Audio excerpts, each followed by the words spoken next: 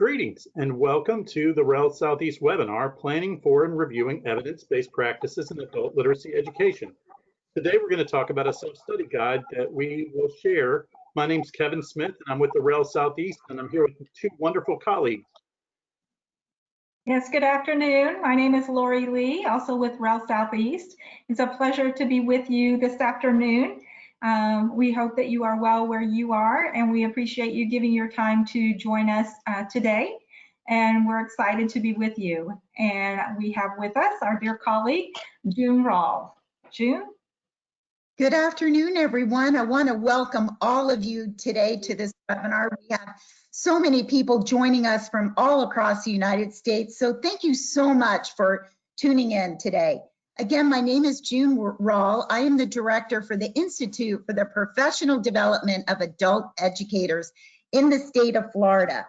IPDE is supported with federal funds as appropriated to the Florida Department of Education of Career and Adult Education for the provision of state leadership professional development. So with that, I'm going to turn it back over to Kevin, and welcome again. I'm so glad you're here with us. Thanks, Lori and June. We look forward to sharing with you a little bit over the next hour and a half. And if you have thoughts or questions along the way, feel free to type those into the chat box. And our wonderful tech support folks are going to make sure that you receive a link to the PowerPoint along with the self-study guide. As a matter of fact, hopefully you received a link to the self-study guide earlier, and we're glad to walk you through that guide today. And when we get started here, we are going to turn off our cameras so we don't, pull from that bandwidth that we might need as we share with you this afternoon. So we'll do that, and so let's get started. Thanks, Lori.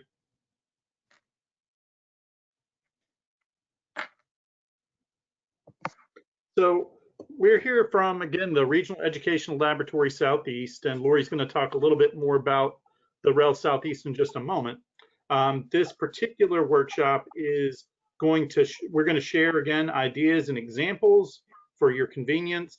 We're not, of course, including examples that would be an endorsement by the REL Southeast or our funding source, the Institute of Education Sciences at the U.S. Department of Education.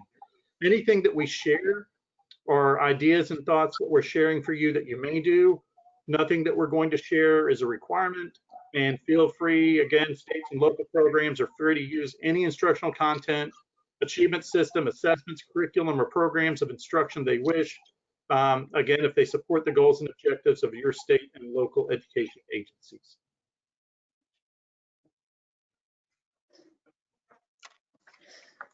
Thank you, Kevin. Well, during our short time together, our hour and a half together, these are some workshop goals that we're going to be reviewing with you. We're going to talk about this amazing collaborative partnership that we have formed with the REL Southeast group. And you're going to be able to see about some great work that they've done in implementation and coordinating applied research and training. And they've done so much for us in the state of Florida. So we really, really applaud that work. We're going to really dive into the publication of the self-study guide and really look at some of the components and consider how you might implement this in your settings. We're going to also have time to reflect and consider application options and just so much more that we'll be able to share with you. Our goal today is that we hope that you leave with the knowledge and the ability to use this guide and apply this structure to your local setting. Kevin?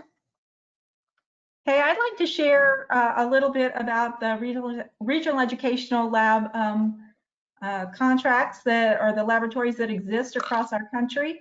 There are 10 of them, and REL Southeast, you'll see us in the southeastern part of the United States. We serve North and South Carolina, Georgia, Alabama, Mississippi, and Florida.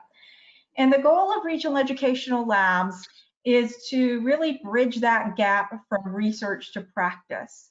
And so our hope is that we can get research in the hands of practitioners so that they can use evidence-based practices in their instruction, if they're in a school setting, in their programs, in their states.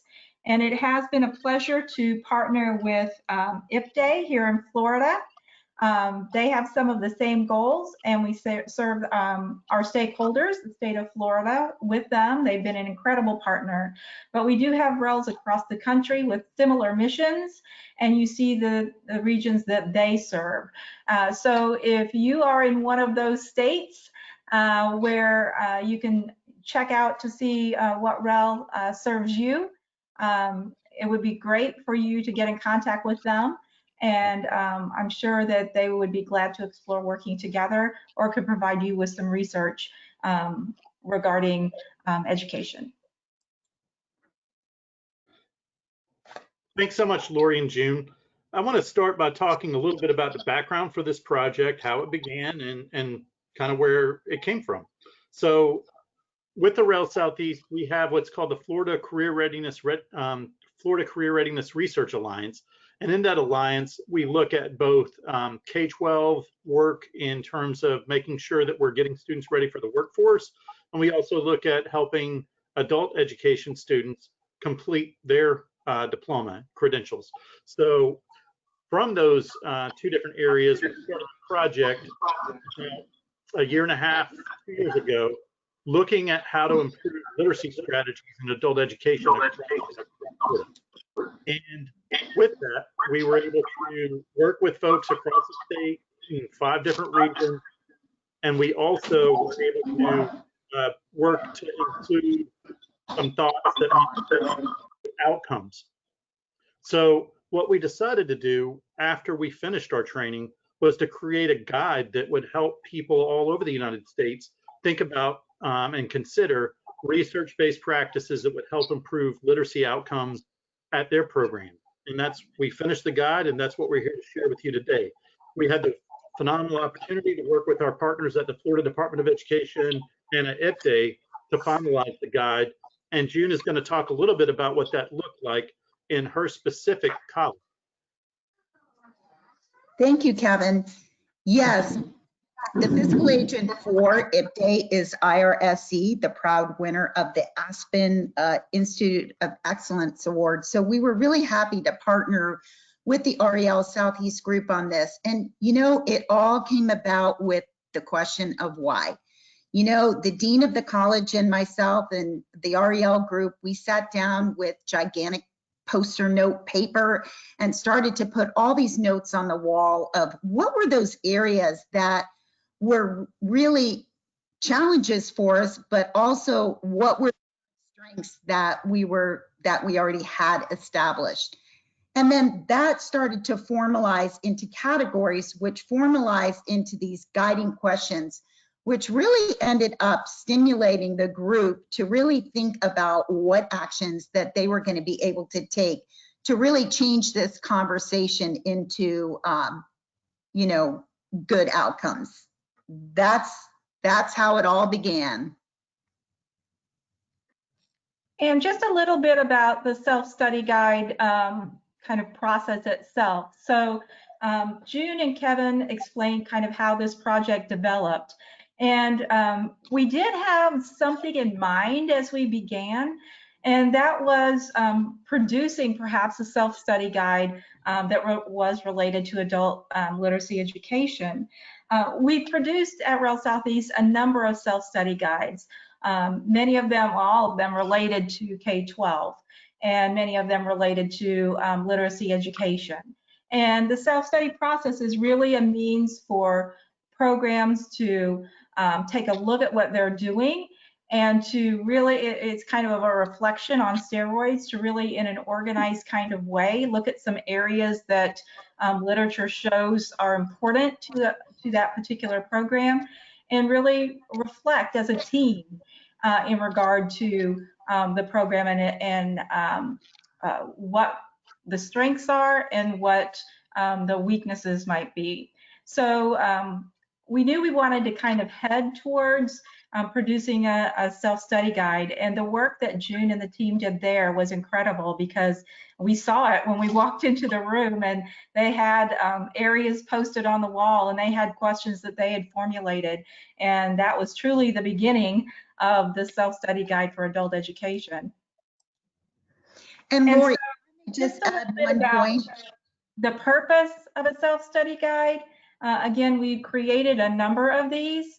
And so as we think about adult literacy education in particular, the first step, we want representatives on a team that come from different perspectives. So instructors and administrators and media specialists and all kinds of different people, anyone that touches that program. And we want them to think about what they have related to some of the areas that we'll present here in a little bit that might provide evidence or information regarding the status of that particular area or that component. And so we suggested in the self-study guide some places that that the program might look. And so what kinds of information might be helpful.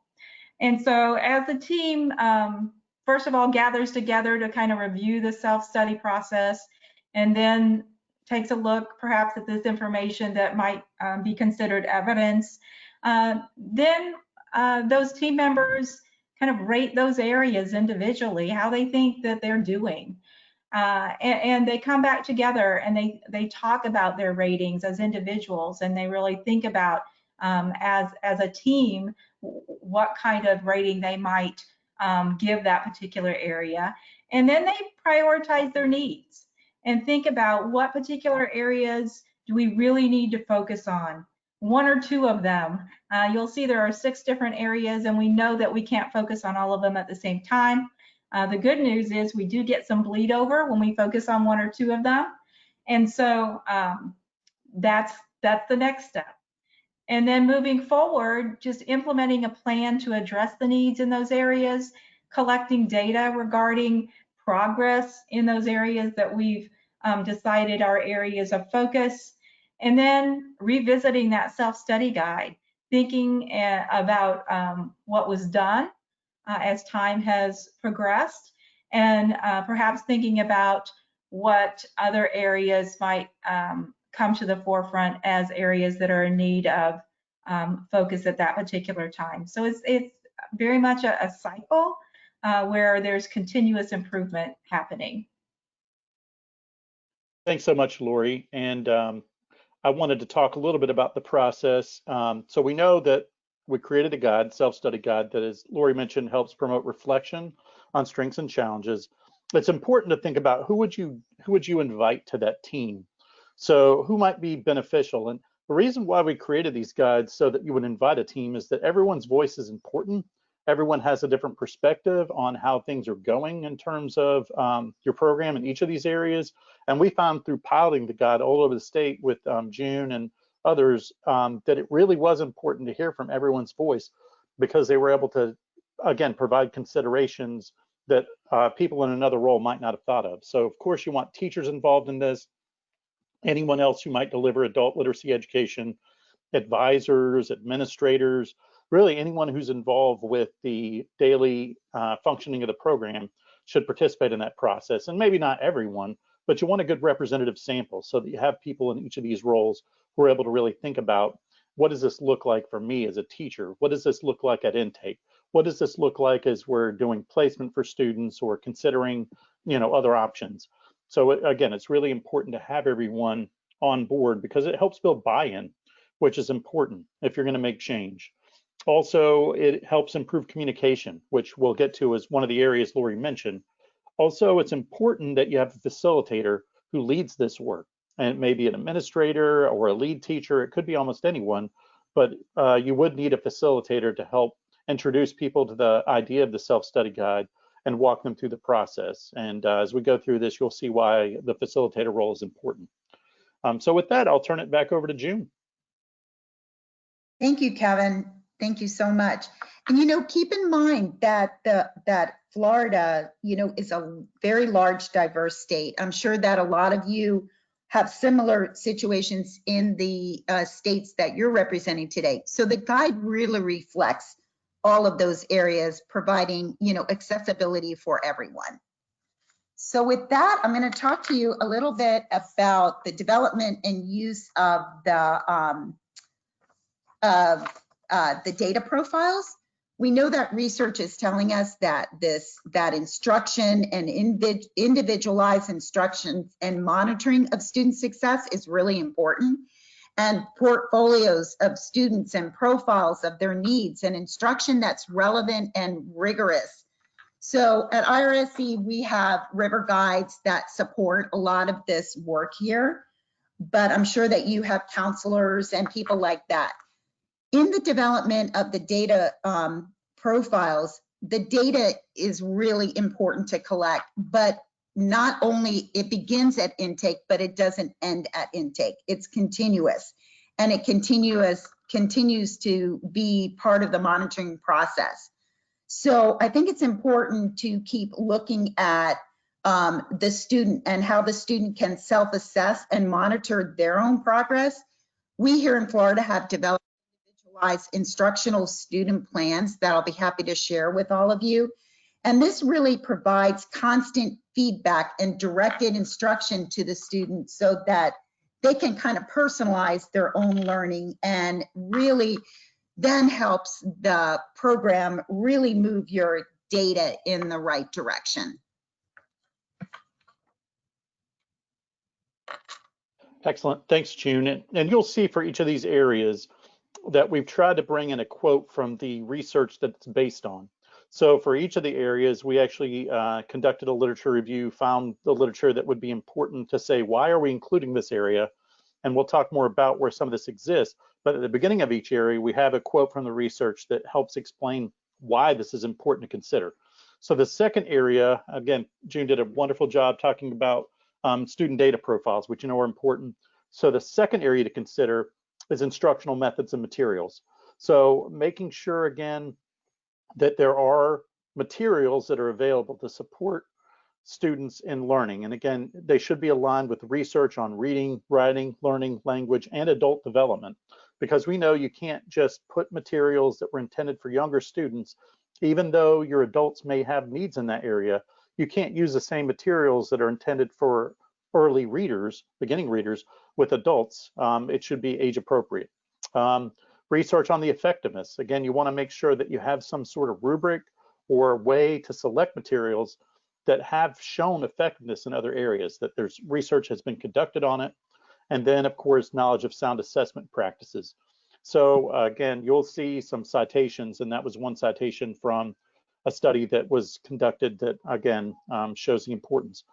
So many of our areas have two different points, and area 2, which is methods and materials, has 2 points. So 2.1, there's a plan in place where you have a rubric, where you have some criteria that's been set for your program for selecting interventions and curriculum that have been shown to have a positive effect on student achievement. So when you're going through and you're making your decisions on which curriculum to include, you want to have those conversations with the vendors, with people who are supplying your curriculum. What's the research behind this? And was the research conducted with students who look like mine? So those are some questions that you want to ask when you're considering curricular purchases. Part 2, a plan is in place that reflects practices shown through empirical evidence to increase student achievement.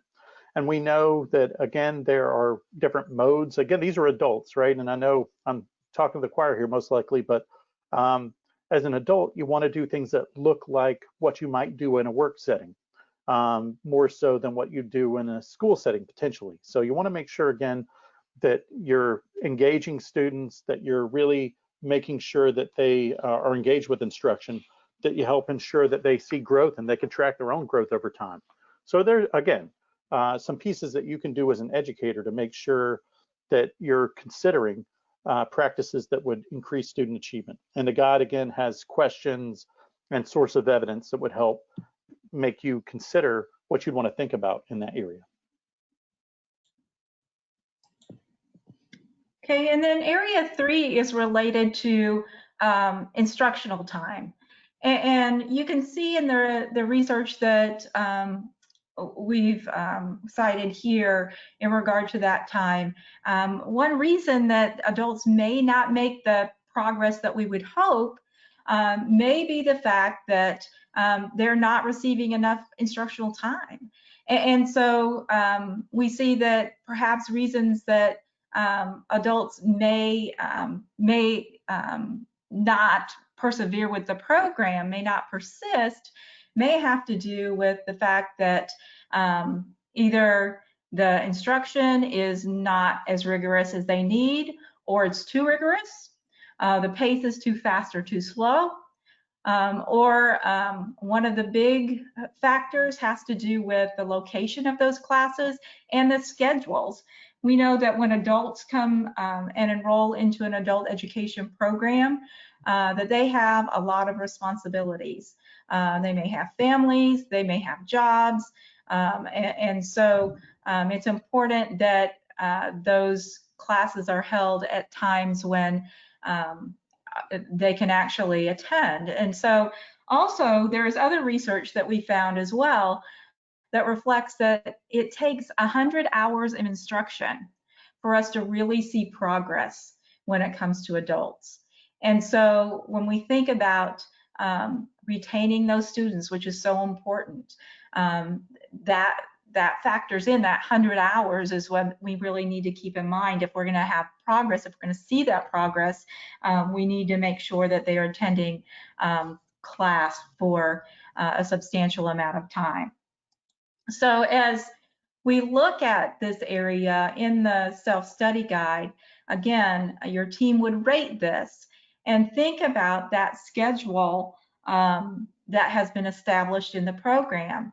Is it conducive to student attendance? So are there enough times when adult students could actually attend? Are those classes consistent? Is the amount of instruction that's provided during the course of a semester or a course of study adequate for those students to make progress? And I'll tell you just a brief story. Kevin and I had the opportunity to kind of tour the state of Florida in our initial trainings when we were really working with teachers and administrators in adult education programs when it came to literacy strategies. And we talked a little bit about schedules at a lot of those sites that we visited. And there was a place in South Florida, and one of the educators there said, oh my goodness, that in their particular situation, that they had class for a period of time, let's say a couple of hours. Then they actually had to all pack up their stuff and move to another room. And the teacher wasn't sure why that had to happen, but that had been the case since he or she had been there. It had always been the deal. And so it completely interrupted the instructional time. So the issue of consistency was certainly one that was problematic. And so that was a real problem. And so we were really excited when we went back to that particular site as we were piloting this self-study guide. And that educator caught us and said, oh my goodness, thank you so much for really bringing to our attention the importance of that schedule and making sure it was conducive to everyone for learning. We changed that. And so they were no longer packing up and moving from one classroom to another in the midst of their instruction. And so they found that to be extremely beneficial, and they were very grateful. And it came as a result of a conversation. So just having the right people in the room to talk about that and how it interrupted them and what a big deal that was. And so a conversation happened and it was fixed. And so that's the kind of thing that we're hoping the self-study guide will help with, that it will facilitate those conversations as we have people with different perspectives in the room and people begin to voice those areas that seem to be strong and those areas like this one for that particular site where they really needed to address an issue. Okay. So June? Thanks, Lori. It's so true. I mean, you can't change what you don't acknowledge. So it's so true. All right, well, let's talk about the scoring guide area 4, which is teacher preparation and training. Again, we have the research here telling us about the importance of the well-prepared staff that we have, and particularly the ongoing professional development and coaching. So we have found in the state of Florida that the PD that's the most successful is the PD that's systemic, the PD that is really comprehensive and has a lot of follow-up on it and ongoing trainings to support those areas that those practitioners need that are related to their work. So we're offering a lot of resources and application to activities to really build our capacity throughout the state. So we on the next slide, we have the teacher preparation and training into 2 parts. 4.1, a plan is in place to identify, hire, and retain faculty able to teach academic literacy skills effectively to adult learners. So many times, I don't know about the states that you're in, but many of our teachers come into our programs, I like to say sideways. So they really don't come in as adult education practitioners. So, and most of them are part-time. So there's quite a bit of professional development that is needed for them to really be able to offer that high quality teaching. And again, in 4.2, a plan is in place to provide professional development, ongoing support for these teachers. We just can't have this one-shot PD that just comes in and just does something and then we don't have any kind of follow-up with them. So this is, again, the area where we're supplying some evidence-based practices, some relationship to the standards and the curriculum needs that they need, and really offering them things that will be there for them that's ongoing. Excellent. Thanks so much, June and Lori. And we know how important communication is. Researchers have noted the importance of communication and community building, making sure that all students receive assistance. We know that adult learners can face individual, institutional, policy-related barriers to transitioning to post-secondary. We know that it's very common to hear about the challenges of communication. And I'm going to tell you another story like Lori shared in just a moment about issues that we found with communication as we were piloting the guide. So in looking at the 2 parts to this, we know that there needs to be a plan in place. If there's no plan for communication, there's a common phrase that's out there. The problem frequently with communication is the assumption that it's happened. So there needs to be a plan in place for communication and collaboration, ensuring successful startup and ongoing implementation. So I'll tell you a story that we heard, and this was in North Florida. When we were piloting the guide, we heard from some teachers. Again, they were there, they were going through. The counselor who did intake at their setting was there, along with some teachers and the administrator of the program. And we were talking about the importance of communication and how information should really get to the teachers in terms of student goals, why they're there. Just a lot of information can be helpful for teachers as they're beginning instruction. And the teacher's like, it would be great to have that. And the counselor who did intake said, well, we collect that. And the teacher's like, that's great, we never get it.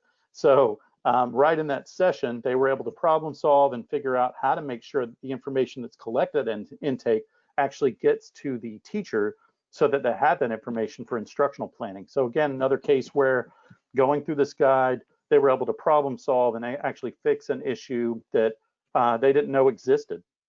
So again, it's just important to make sure there's a plan in place. And when you bring everyone to the table, going through a self-study process like this, you can find out if there are other issues like that that you're just not aware of. Then 5.2, you want to make sure again that teachers, administrators, counselors, everyone involved in delivering education collaborates regularly on growth, not just student growth. And of course, some conversations might need to be held about individual student growth, but program success and improvement. Just come on, this is where we are.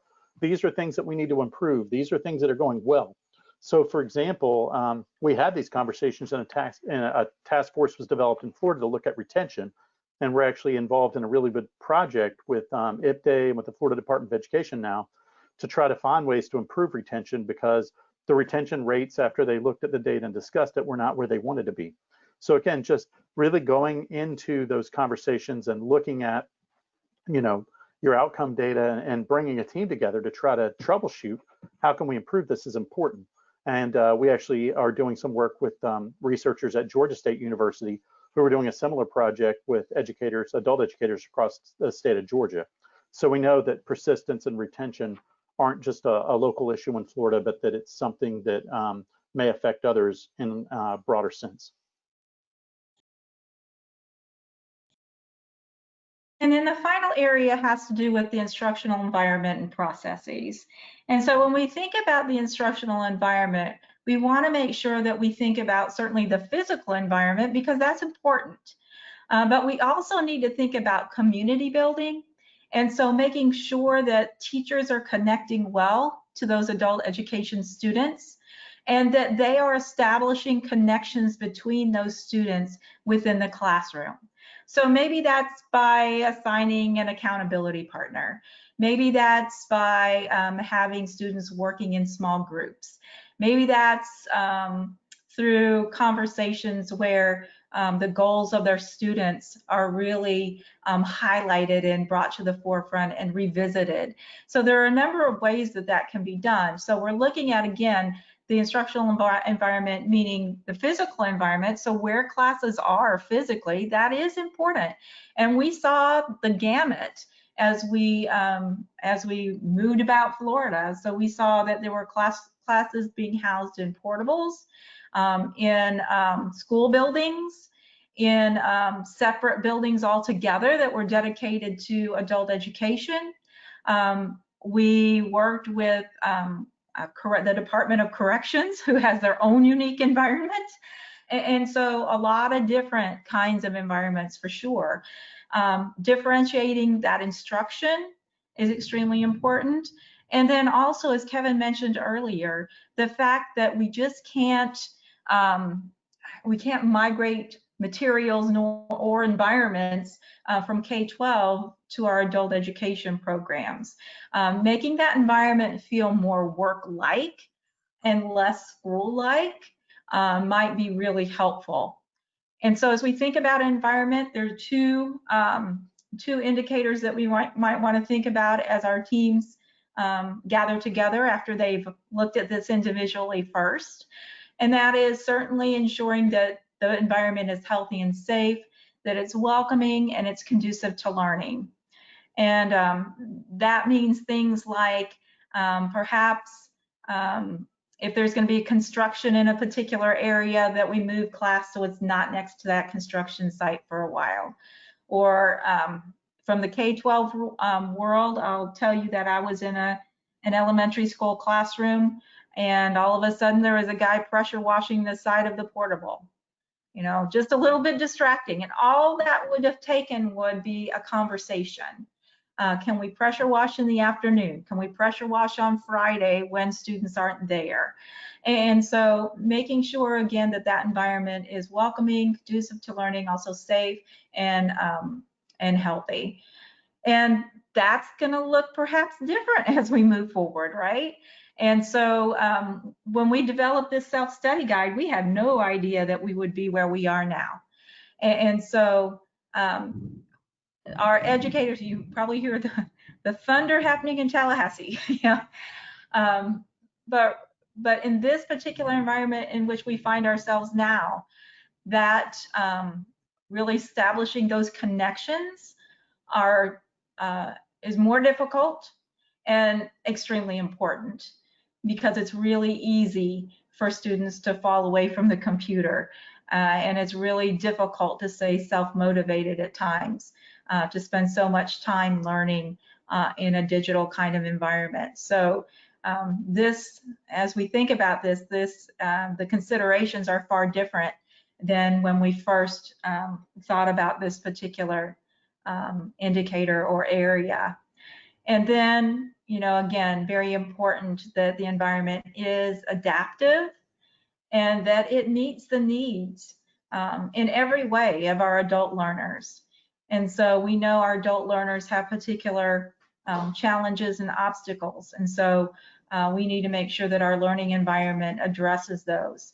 And again, we are not where we thought we would have been even 4 or 5 months ago. So this particular area has kind of risen in its importance as we think about how to provide an environment that is conducive to learning, that will help our adult learners to continue to persist in their quest for whatever credential they might be learning, working towards whatever their goals are.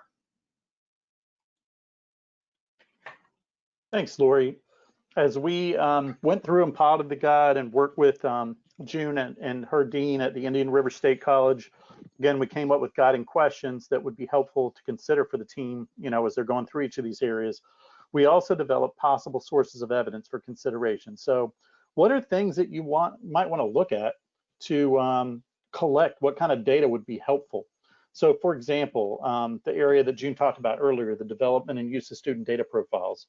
Some things you might want to look at. Does your program have a progression plan? If you have that plan, of course, there are usually state policies and recommendations that would identify criteria like course mastery, attendance, assessment scores that students have to meet to advance to the next stage or level. Do you have a program improvement plan with consideration for student outcomes? Do you have documentation of assessments and other criteria for placement, whether that's GED or TABE or CASAs? So thinking about your assessment data, of course, attendance, enrollment, prior academic experience, is actually really important to think about, what is the student coming in with? Because we have certainly English learner students who come in who may have a degree from their, home country. So there are things to consider in terms of prior academic experience. Writing samples came up frequently. Many thought that was a great idea that they're not doing now. So have students write a letter, have them produce a writing sample, again, during intake that would go to the teacher that would really help with placement or consideration of where instruction might want to start. Student interviews, program goals, of course, student grades and academic courses and prior assessment scores, schedules for administering assessments, making sure it happens again. There's overlap that you'll see that happen in these areas because communication overlaps on almost everything.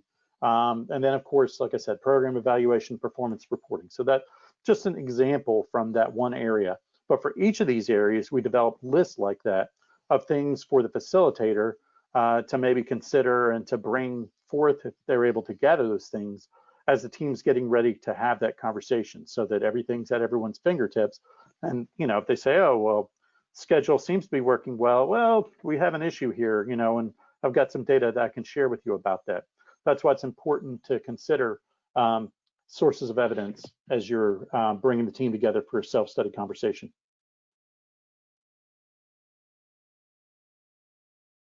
And then you see the implementation majority agreement rating form.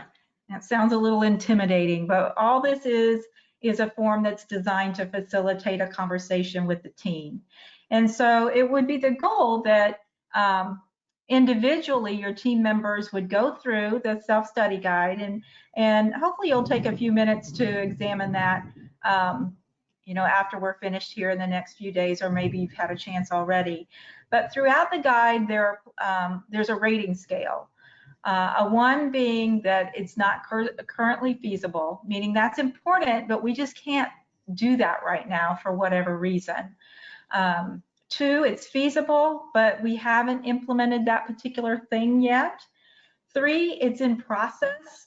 We're in process of implementing that. So we have something in place. We certainly need to improve, but we've begun that. And then a 4, meaning fully implemented, meaning this is a strong area for us and it's one that we don't think we need to focus on right now. And so your team members will come back to a team meeting and they will have rated those areas.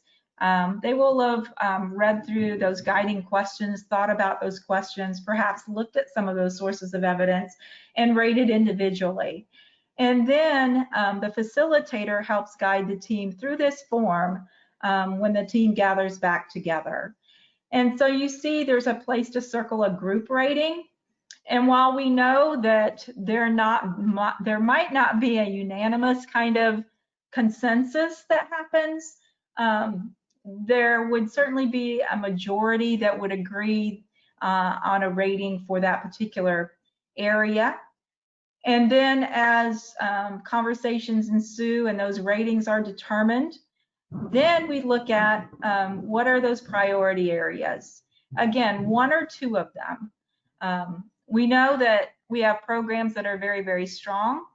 And so there's still always room for improvement. So there may be an area there that is not quite as strong as the others. And then we know we have programs that there's a lot of work to do. And just really selecting one or two of them is difficult. And the good news there is that if you focus on one or two of them and make that your primary focus, you will get bleed over. And that's a good thing. And so we don't want to take our eye off the ball, so to speak. We want to make sure that we are focusing our efforts in one or two directions to make sure that we're not spreading ourselves too thin. But for instance, if we decide that teacher preparation and training is really an area we need to improve upon, well, guess what? I'm guessing that instructional methods and materials perhaps might improve, that communication might be affected, that the instructional environment also may improve. So just by focusing on one thing, you see we may get some good things happening in other areas as well. But it's important that the group really gathers together.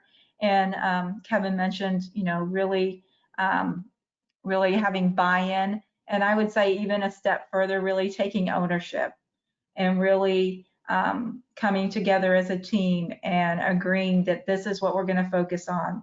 And this is what we're going to do for this next period of time to really improve this particular area. And so then the next step is actually doing something. So Kevin. Excellent. Thanks so much, Lori. So once you've gone through that whole process of coming to a majority agreement and really thinking about how you're performing in each of those areas, then you'd want to pick. Lori said one or two. We left room for up to 3 areas. 3 is a lot to handle. You don't want to bite off more than you can chew, but up to 3 priority areas to consider to make changes in. Okay, so then you'll see we left an area for you for each of those. So if it's priority area 1, think about the next steps and activities that you'd want to do to address that priority area. What are some timelines that you need to consider? Who are people responsible? That's really important, thinking about who's going to lead this effort. And that's why you want a group there. Again, that's one of the biggest reasons that you want to have a group representing teachers, counselors, administrators, everyone who might play a role in this, because someone, again, will need to take ownership for making the changes. And it could be any of those groups. It depends on the area and what direction that might head. So thinking about challenges ahead of time so that you can head them off. We left an area for that. So if you go to make this change, what are some of the roadblocks that are going to be there and how you will address those? And then trying to make a plan to outline those challenges and address them and identify the people who might be able to help with each step. So really, we try to be thoughtful. And again, we've created several of these self-study guides to really think about if you're going to make change, just try to not bite off more than you can chew. What are a couple of areas you want to consider? What are some challenges? And then how are we going to address those? And who's going to be in charge of making those changes? So we have a form again for you to complete as you go through and finish the guide.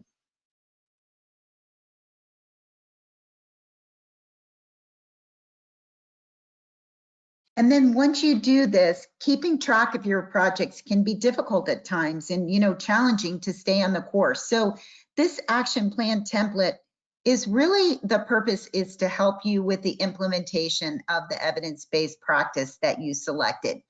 So feel free to use it, modify it to how you would like to tackle this. But basically, it's just listing those actionable tasks needed to achieve or to reach your specific goals. So you see it here about what action you're going to take, who's going to be responsible, what's the timeline, what kind of resources will I need. Maybe there's barriers that you have to consider. Again, here's the communication plan, and how will you actually evaluate that this is successful or not? And of course, there's a budget that you may have to acknowledge throughout this. So this is just a template for you to kind of keep people on track and use to for implementation. Then the final component of the guide is the appendix. And we know that you all are very, very busy. And so again, our goal at Rel Southeast is to make sure that research gets into the hands of practitioners. And so what we developed here was actually an annotated bibliography.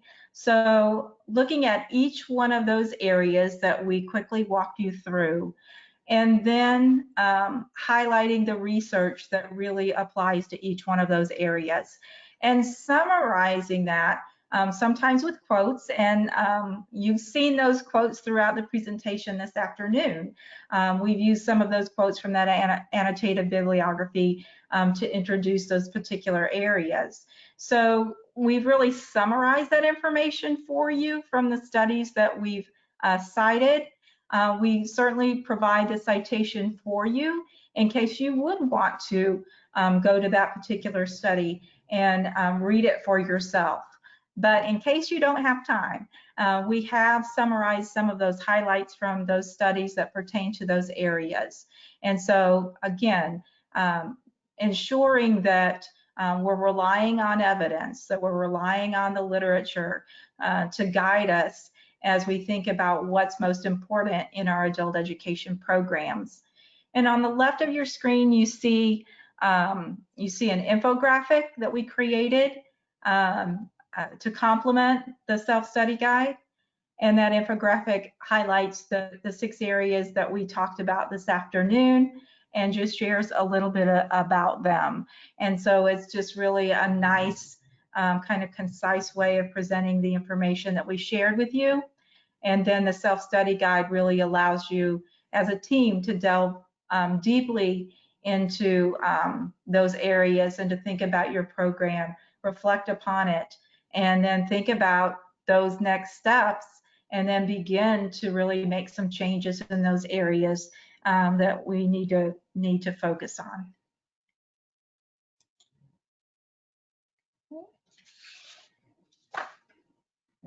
So here's our contact information. If you have questions, please feel free to type them in the chat. And we just really appreciate you being here with us this afternoon. Good, thanks, Lori. And I know a couple of the questions that came in keyed in on something that you mentioned, which was the need for 100 hours of instruction to see changes in student outcomes. And I'm going to ask if I sent that came from actually some of the work that we're doing now with the Department of Education with IPDA around retention. And I'm going to ask if the tech support folks can send out a citation to an article, Persistence Among Adult Basic Education Students in Pre-EGD Classes by John Cummings and team, and a link to that study, because I think that would be helpful for folks.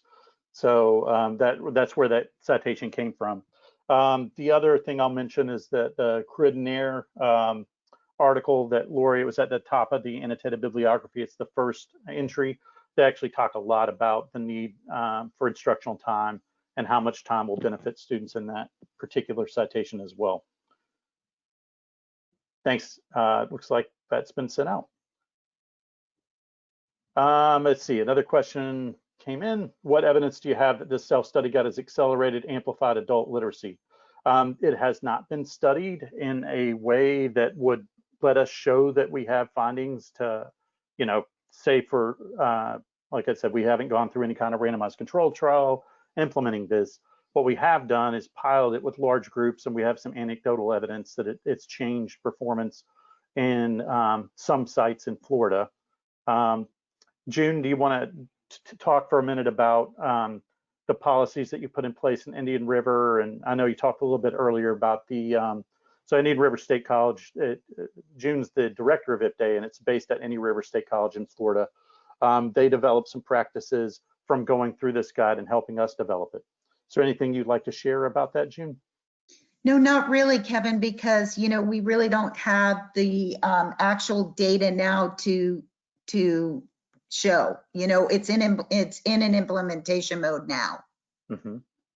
Are there any practices you can talk about that have changed from going through this process? I think the communication lines have completely opened up, and we have like all stakeholders in now on the plan and the vision and what needs to be done, and the importance of all people, you know, whether it be the administrator, the teacher, the counselor, the front desk person. I mean, it seems like everybody's tied in now with the same mission of what needs to be, you know, what needs to be tackled and done. So I think the conversation is there. The dialogue has definitely been opened, and things are now in place that we're hoping that moves that trajectory, you know, in a positive format. Excellent. Thanks so much, June. That was really helpful. So another question came in. What have we learned about making it easier for teachers to find and identify relevant, high quality evidence about the different instructional materials likely to work best for students with different characteristics, to the extent that is relevant, and different educational topics? And that is a great question. And I know part of the mission of the REL is to help people be better consumers of research and to really help understand what that might look like. I know that's important. We gave a couple of questions that are important to ask as you're thinking about making instructional materials purchases. As you mentioned, really that Cridnair guide that I mentioned spends a lot of work talking about components that are important to consider. So I'll see if tech support can send a link out to that as well. Again, that's a great document that talks about what's most beneficial to students in terms of curricular considerations for literacy in particular. And I know part of the work that we're doing now was that Liz Ty's study, Kevin, that reflected that, you know, instructional routines that were not all one, you know, that were differentiated was helpful. So not just even the materials themselves, but the fact that in more effective classrooms, you weren't seeing students just on a computer for 3 hours, right? So the fact that they're engaged learners in those materials is really important as well. Perfect. Thanks. That is a really good point. And someone else asked the million-dollar question right now. Have we heard any updates regarding how to best steer environments now that we're online and competing for bandwidth in terms of other responsibilities, sound, et cetera, at home? And that is a great question. Clearly, a lot has changed in the past few months. Certainly before this, after this guide was published, I should say. You know, there are really some serious considerations to be made. And as we started the project on retention that I mentioned earlier and Lori just mentioned, that's something, because we have teachers who are actually trying out some of the retention strategies that we shared, and they're telling us the same thing. My instruction looks very different right now than it normally does. And that's what we're going to find. So some things that we've talked about in terms of that is trying to set up accountability partners with students so that they have someone that they can touch base with, a fellow student, a mentor, someone who can help keep them on track. I know that it's a really big challenge right now because life has gotten more interesting for everyone. One thing I will say is that, you know, at times when we see the kind of challenges that we face currently, a lot of people will turn toward trying to get more education. So I think we'll see increases in adult education over the next couple of years as people try to enhance their skill set, as they see the importance of having more education in terms of employment and earnings and income.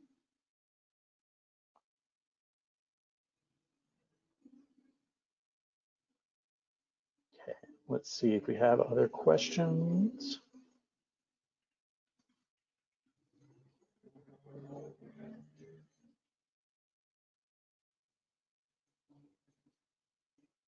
Someone asked a good question. When working with adults, what practices are in place focusing on confidentiality? And that is, of course, really important as well.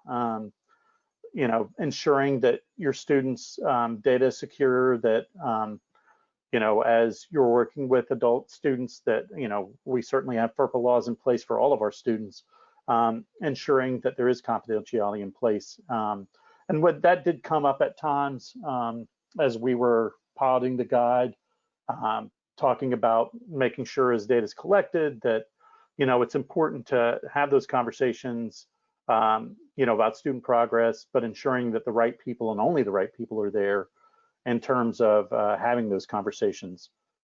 Is there anything else, Lori or June, that you'd like to add?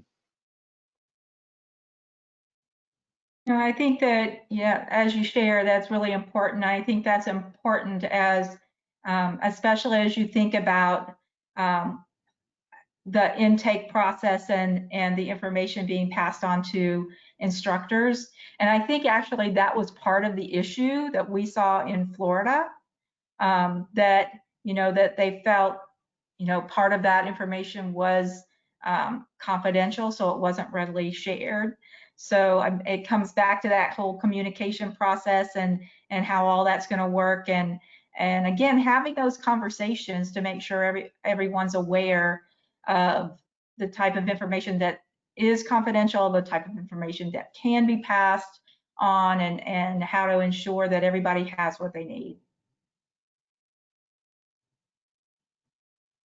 Perfect. Thanks, Lori. I'm going to take the easiest question that we have. What does FCRR stand for?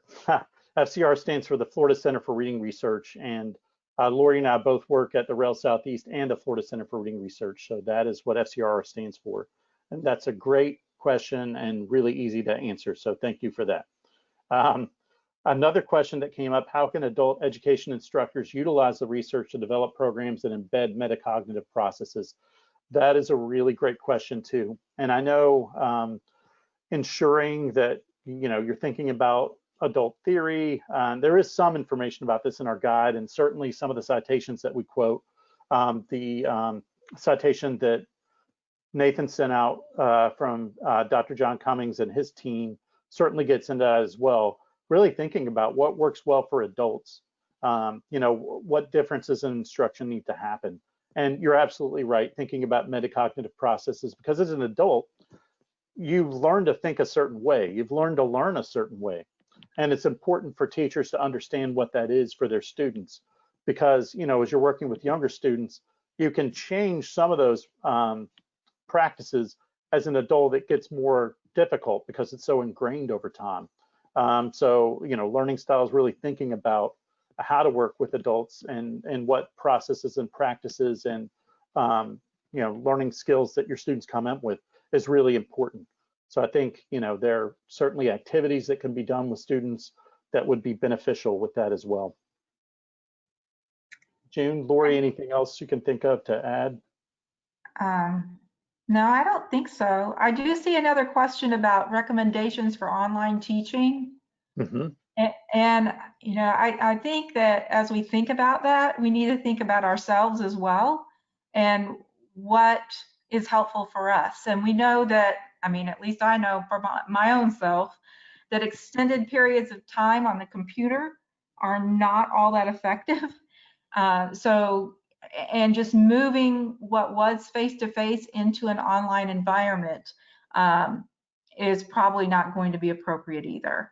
And so we really have to rethink about what's priority for me to present online, what other activities can I use to engage my students, and many of you probably have online platforms that permit collaboration between students, so that's helpful.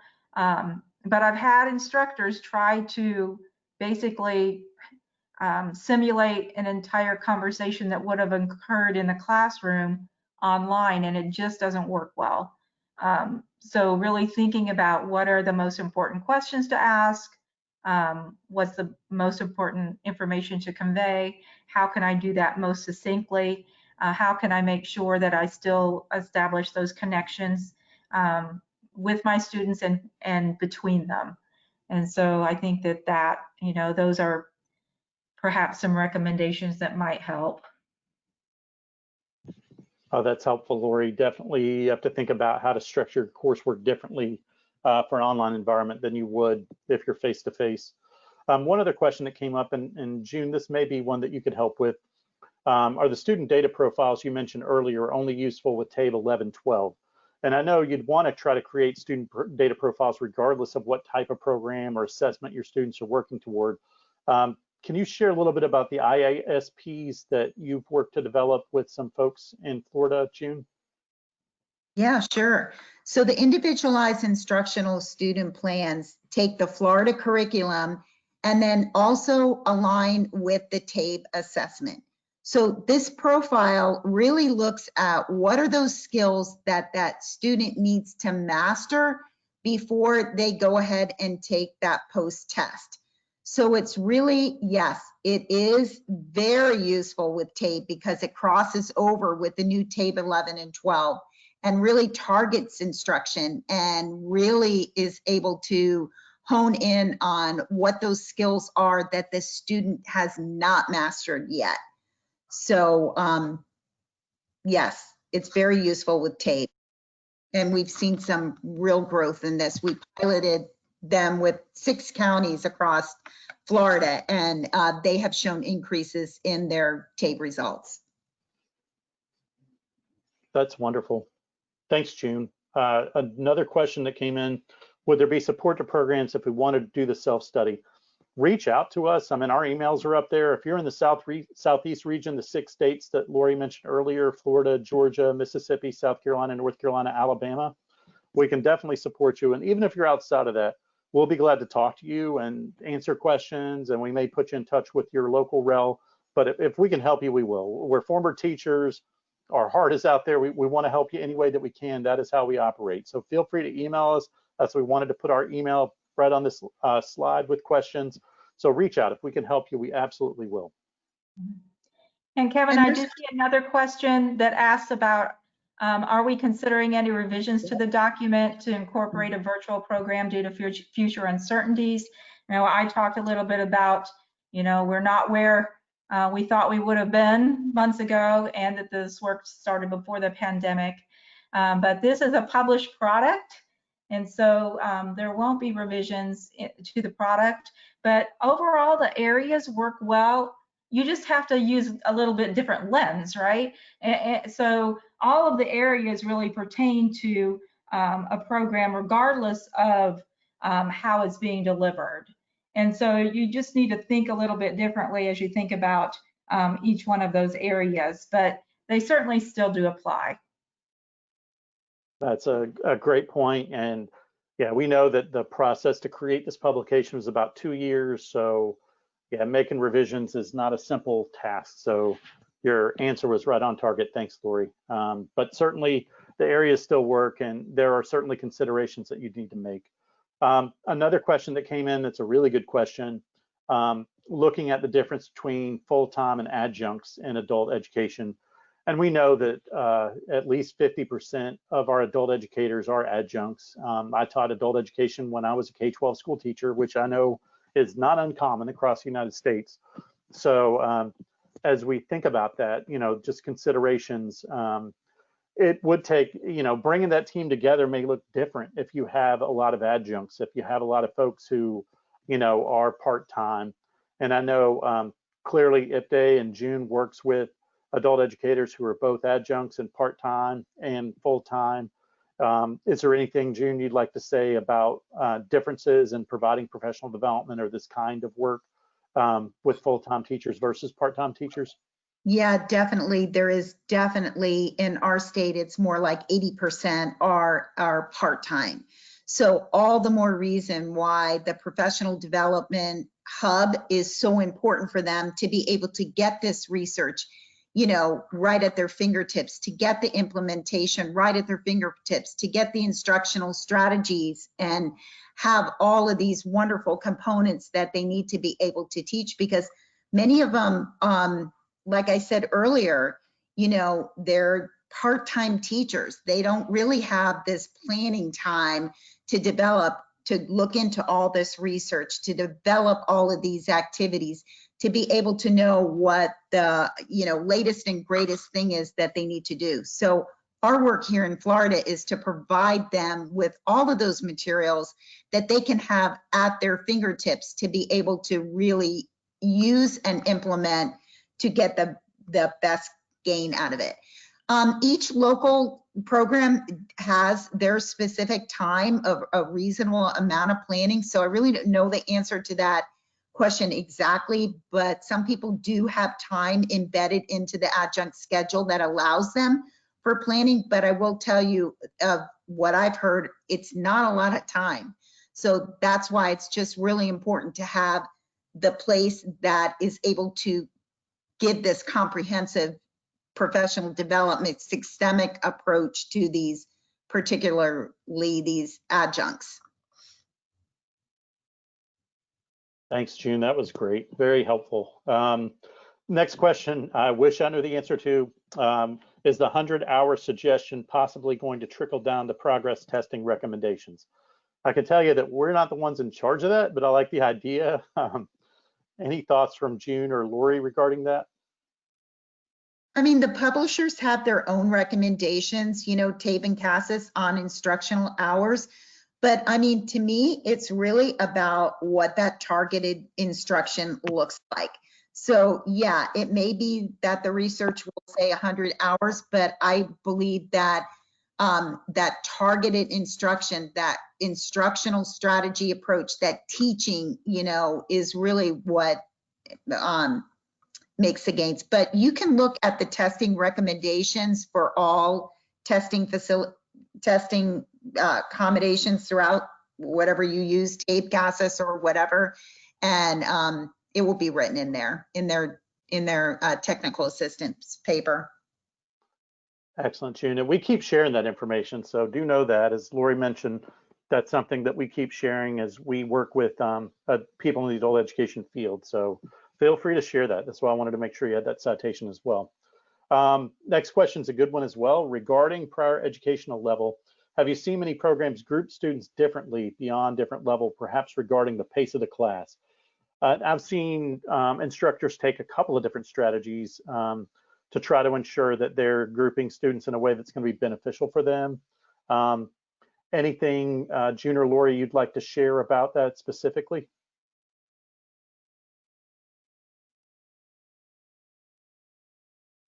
Well, like you, Kevin, we've seen some of that. We've seen some grouping that is by subject area. We've seen some grouping that is within like a whole class environment where there's one teacher that teaches multiple subjects.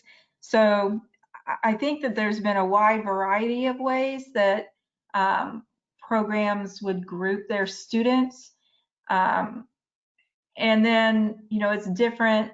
Oftentimes we have programs that just address the needs of English learners, or, so we have a wide variety of those kinds of programs as well. So I think that there are programs out there that are grouping students according to their needs, and hopefully, that will continue to be the case, and we'll see more of that. I mean, we see a lot of teachers teaching in multi-classrooms, different levels. So they're all embedded into one classroom. And, again, Florida, you could have, some classrooms that have, maybe only like 10 people. And in some districts, they're a lot larger.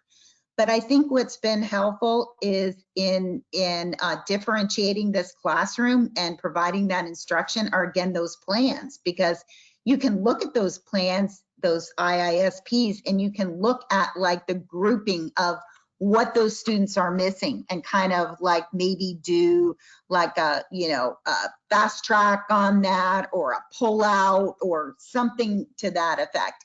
So that's what I would just add to that question. Thanks, Lori and June. That's really helpful. The next question we have on, this is probably a good one for June. I don't know how much Lori and I can share on this. What is the most effective program? What is one of the most effective programs you've ever seen? Any thoughts on that, June? Oh gosh, I would be in trouble if I had I was like recorded on that. I mean, like in your states, I know you have some really effective programs. Here in Florida, we do too. So yeah, we do have some top programs that are producing really great stuff, but to call them out, I don't know if I'm comfortable with that. Understood. I may leave somebody out. You know what I mean, Kevin and Lori? Completely. Yeah. I appreciate that. Was a very diplomatic response. Thanks, June. Someone mentioned that they wanted to clarify strategies implemented at the programmatic level.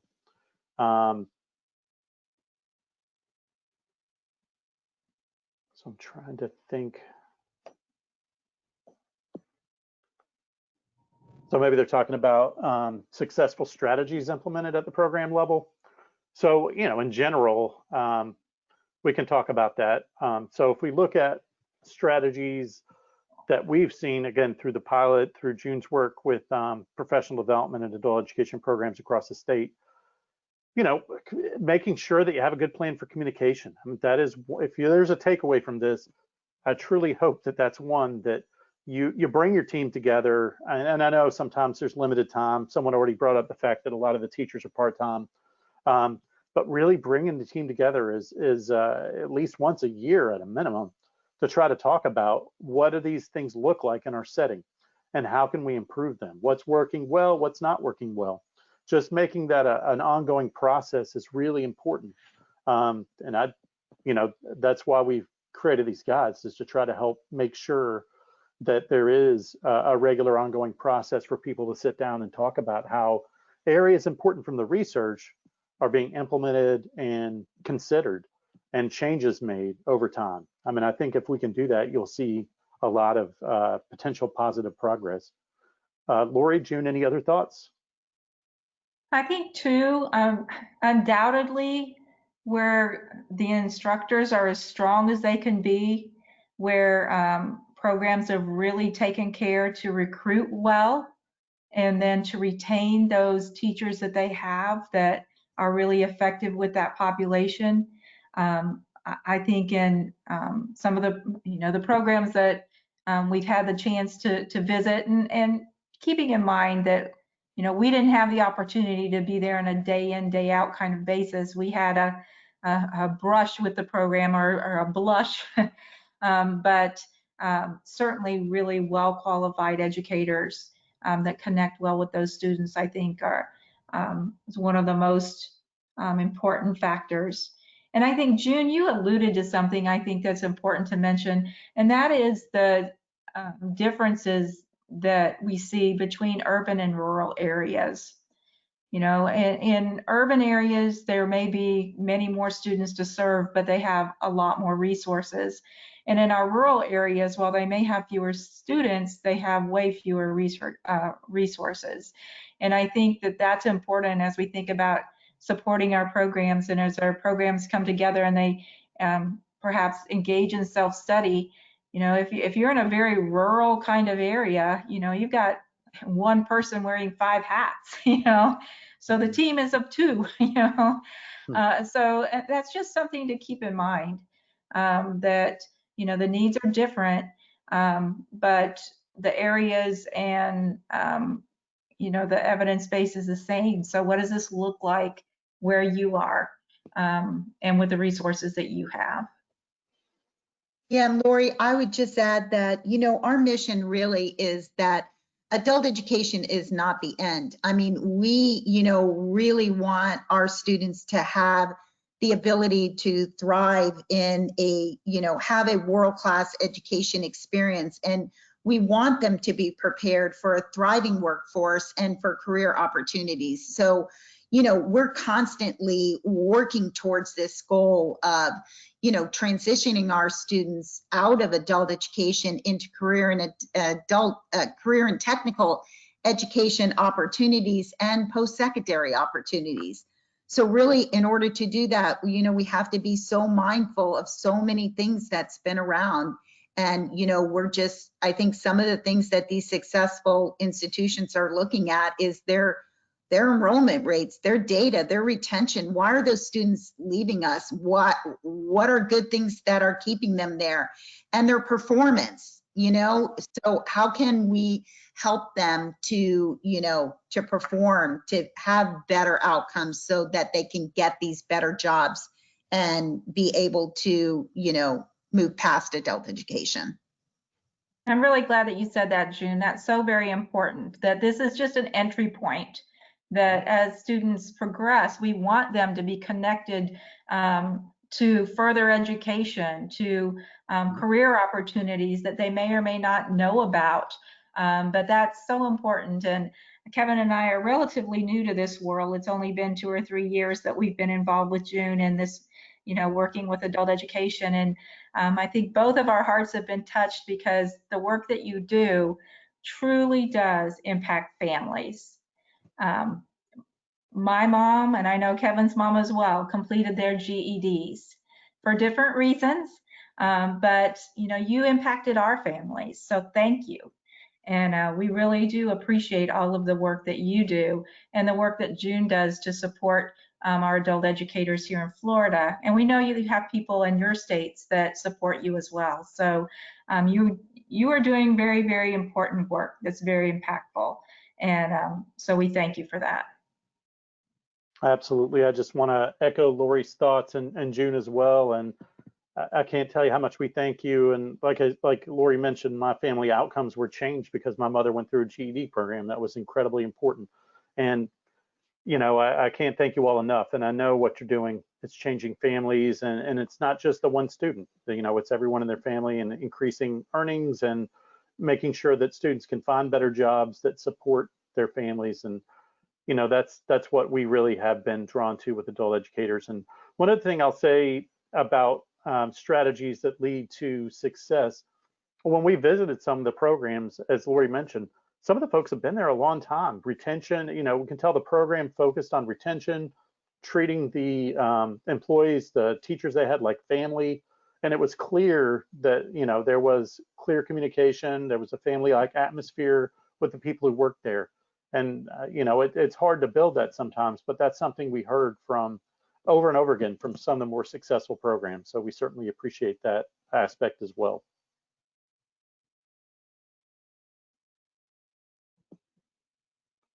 All right, well, we really thank everybody for joining us today. We can't thank you enough. We know that an hour and a half, as we mentioned, is a long time for an online presentation, and looks like the bulk of you have hung in there. We really appreciate you. You'll be getting a stakeholder feedback survey link via email. You have the guide was emailed to you already, and the PowerPoint is available as well. This will be recorded also.